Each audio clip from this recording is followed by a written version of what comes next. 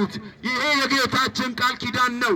ኢነ ዲነ ዒንደላሂ ልእስላም በአላህ ዘንድ ተቀባይነት ያለው እምነት ኢስላም ብቻና ብቻ ነው። ወመን የብተጊ ገይረ ኢስላሚ ዲነን ከኢስላም ውጪ ሌላን እምነት የሚፈልግ ሰው ወሁወ ፊል አኺረቲ ሚነል ኻሲሪን የትንሣኤ ቀን ከከሳሪዎች ነው የሚሆነው ይላል። እዚህ ምድር ላይ በገንዘብ ብትከስር፣ በንግድ ብትከስር፣ በተለያየ ነገር ብትከስር ነገ ገንዘብ አግኝተህ ትድናለህ፣ ነገ ዛሬ ታጣለህ፣ ነገ ታገኛለህ። ብትከስር ተጨናንቀህ ሞት ነው የሚገጥምህ። ግን የገሃነሙ ኪሳራ ገባን ነው። ዘላለም ዓለም ገሃነም ትገባለህ ወይ ዘላለም ዓለም ገነት ትገባለህ። የዚች ዓመት የዚች ዱንያ ህይወት አጭር ነች። ከም ለቢስቱም ፊል አርድ ሲባሉ እኛ ለቢስና የውመን አው ባዕደ የውም ነው የሚሉት። አንድ ቀን ወይ ግማሽ ቀን ኖርን ነው የሚሉት። ለዚች ህይወት ብላችሁ እምነታችሁን እንዳትሸጡ፣ ለዚች ህይወት ብላችሁ እምነታችሁን ትክክለኛውን እንድትይዙ ጥሪ እናደርግላችኋለን። እስልምናን ተቀበሉ። ሀብታምም ሁን ድሃም ሁን አንድ እውነት አለ፣ ትሞታለህ። ኩሉ ነፍሲን ዛኢቀቱል መውት ሞት የአደም ባጠፋው የመጣ መዓት አይደለም። ሞት ፈጣሪን የፈጠረው ይገለሃል። ህይወት የሰጠህ ጌታ ይገለሃል። እዚህ ምድር ላይ ያኖረህ ጌታ አንድ ቀን ይገለሃል። ግን ጥያቄ ይጠይቀሃል። ማን ነበረ ጌታ ትባላለህ። መን ረቡክ ትባላለህ። አላህ ያለ ሰው ይድናል።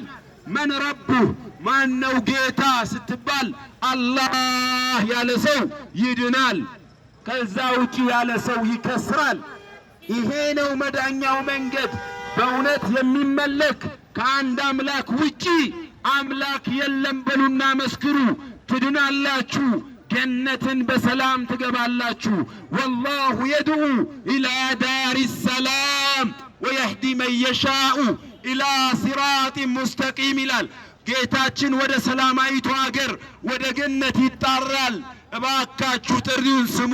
ወላሁ የድዑ ኢላ ዳሪ ሰላም ወየህዲ መን የሻእ ኢላ ሲራጢን ሙስተቂም ወደ ቀጥተኛው መንገድ የፈለገውን ይመራል። እባካችሁ በእስልምናን ሳትቀበሉ እንዳትሞቱ።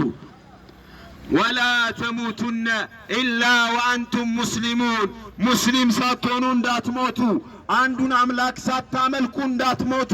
የገሃነም መቀጣጠያ ነው የምትሆኑት። የገሃነም መቀጣጠያ የሰው ልጆችና ድንጋዮች ናቸው። ከገሃነም የምትድኑት በላ ኢላሃ ኢላላህ ብቻ ነው። እባካችሁ እስላምን ተቀበሉ። እስላም ጣዖት ነው የሚያመልከው ይላሉ። እኛ ጣዖት አናመልክም፣ አንድ አምላክን ብቻ ነው የምናመልከው። እስላም ለካዕባ ነው የሚሰግደው። ካዕባ የአላህ ቤት ነው። ኢና አወለ በይቲን ውዲአ ሊናሲ ቢበካ ሙባረካ ወሁደን ሊልዓለሚን ይላል። የመጀመሪያው የአላህ ቤት ካዕባ ነው። ከዛ በኋላ ሌላ